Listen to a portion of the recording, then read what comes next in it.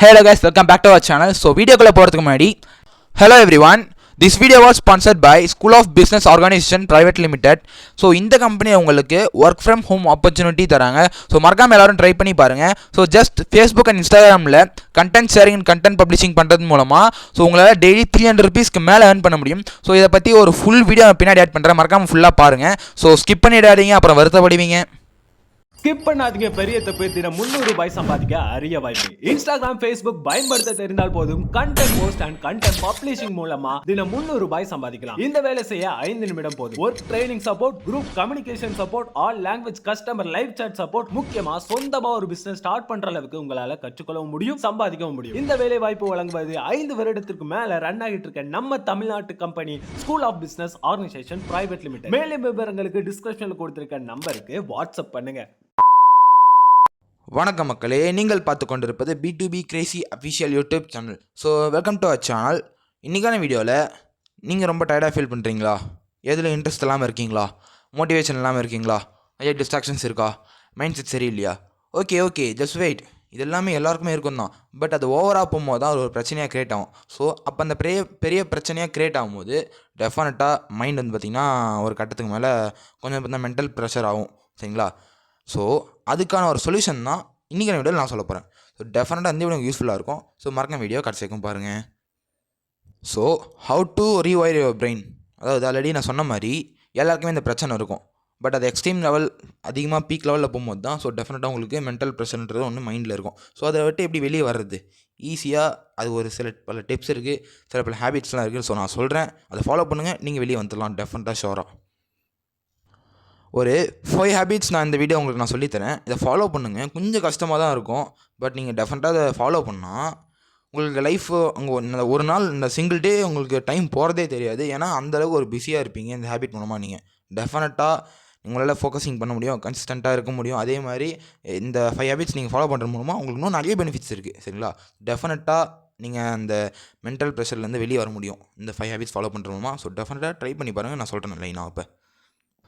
So இப்போ அந்த 5 ஹேபிட்ஸில் முதல் இடத்துல இருக்கிறது என்னென்னா, டெய்லி முதல்ல வாக்கிங் போங்க. உங்கள் வாழ்க்கையில் நீங்கள் ஃபோன் பார்க்குறீங்க, ரீல்ஸ் பார்க்குறீங்க, படிக்கிறீங்க, ஒர்க் பண்ணுறீங்க, அப்பா அம்மாட்ட பேசுகிறீங்க, ஃப்ரெண்ட்ஸ் கூட போகிறீங்க, படத்துக்கு போகிறீங்க, என்ன வேணால் பண்ணுங்கள். பட் ஆனால் காலையில் ஒரு 5 to 7, அதாவது ஊரே வந்து பார்த்தா அந்த டைம் வந்து பார்த்தா கொஞ்சம் சைலண்ட்டாக இருக்கும். அவ்வளோ வந்து பார்த்தா நடமாட்டம் இருக்காது. அந்த டைமில் உங்கள் காதில் ஹெட்ஃபோன் போட்டுங்க, என்ன வேணால் போட்டுக்கோங்க, பாட்டு கேட்டுங்க கூட வாக்கிங் போங்க. சரிங்களா? பட் காலங்காத்தால் அந்த இயற்கை சுவாசத்தில் டெய்லி வந்து பார்த்தா ஒரு 30 மினிட்ஸ் மட்டும் வாக் போங்க.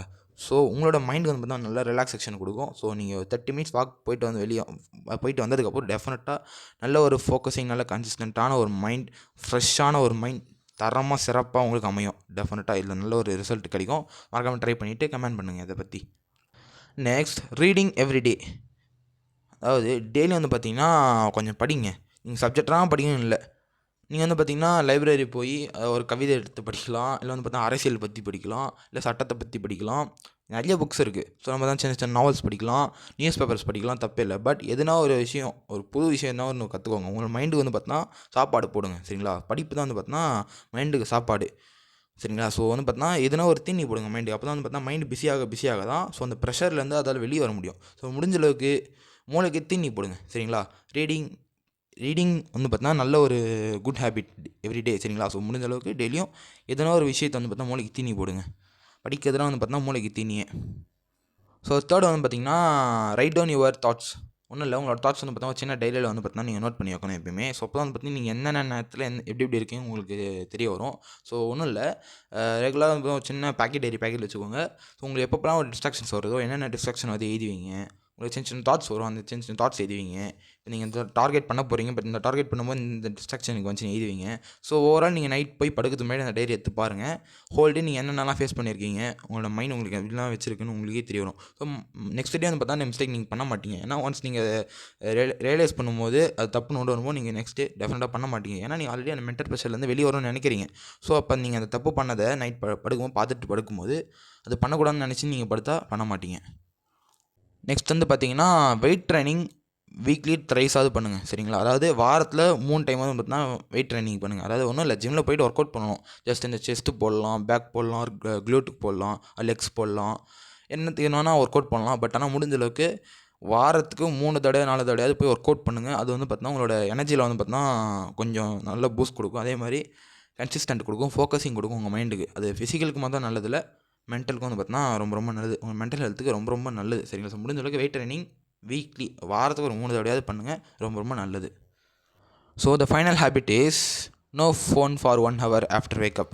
முடிஞ்ச அளவுக்கு காலை ஏஞ்சதுலேருந்து ஒரு 1 ஹவருக்கு மட்டும் ஃபோனை கட் பண்ணுங்கள். ஸோ வந்து பார்த்தீங்கன்னா ஒரு ஹோல் டேக்கு நல்ல ஒரு விஷயமா இருக்கும். சரிங்களா? ஸோ உங்களோட கன்சிஸ்டன்ட்டுக்கு நல்லது, உங்களோட ஃபோக்கஸிங்க்கு நல்லது, உங்களோட ஒர்க்குக்கு, படிப்புக்கு, உங்கள் லைஃப்க்கு ரொம்ப ரொம்ப நல்லது. காலைல ஒரு 1 hour மட்டும் ஃபோனை கட் பண்ணுறது மூலமாக நிறைய பெனிஃபிட் இருக்குது. ஸோ நான் சொன்னால் உங்களுக்கு புரியாது, டெஃபினட்டாக வந்து பார்த்தா வித்தியாசமாக புதுசாக ஆகும். நீங்கள் ட்ரை பண்ணுங்கள். ட்ரை பண்ணிவிட்டு எப்படி இருக்குன்றது கமெண்ட் பண்ணுங்கள். சரிங்களா? ஸோ மக்களே, இந்த 5 ஹேபிட்ஸ் நான் உங்களுக்கு சொன்னது டெஃபினட்டாக நல்லா தான் இருக்கும். ஸோ இது கேட்கறது வந்து பார்த்தீங்கன்னா சிம்பிளாக தான் இருக்கும். சரிங்களா? பட் நான் சொன்னேன்ல ஃபஸ்ட்டு இந்த பிரச்சனைலாம் எல்லாருக்குமே இருக்கும். பட் அது எக்ஸ்ட்ரீம் லெவல் போகும்போது டெஃபினட்டாக வந்து பார்த்தீங்கன்னா எல்லாருக்கும் ஒரு மென்டல் ப்ரெஷர் இறங்கும்னு. ஸோ இந்த மென்டல் ப்ரெஷர்லேருந்து வெளியே வரத்துக்காக தான் இந்த 5 ஹேபிட்ஸ் சொல்லியிருக்கேன். இது பேசிக் தான். பட் ஆனால் இந்த பேசிக்காக இருக்க அந்த 5 ஹேபிட்ஸ் பண்ணாலே போதும், நீங்கள் அந்த மென்டல் ப்ரெஷர்லேருந்து உங்களால் வெளியே வர முடியும். பட் நிறைய பேருக்கு அது தெரியல. ஸோ இப்போ நான் சொல்கிறேன், நீங்கள் ட்ரை பண்ணி பாருங்கள். ட்ரை பண்ணி பார்த்துட்டு கமெண்ட் பண்ணுங்கள். சரிங்களா? ஸோ ரொம்ப ரொம்ப நன்றி. ஸோ இந்த வீடியோ வந்து பார்த்தா முழுசாக நீங்கள் பார்த்துருந்தா ஃபுல்லாக பார்த்துருந்தா ஸ்கிப் பண்ணாமல் ரொம்ப நன்றி. ஸோ இந்த வீடியோ மறக்காம உங்கள் ஃப்ரெண்டுக்கு ஷேர் பண்ணிவிடுங்க. இந்த வீடியோ உங்களுக்கு பிடிச்சதா மறக்காம ஒரு லைக் பண்ணிவிடுங்க.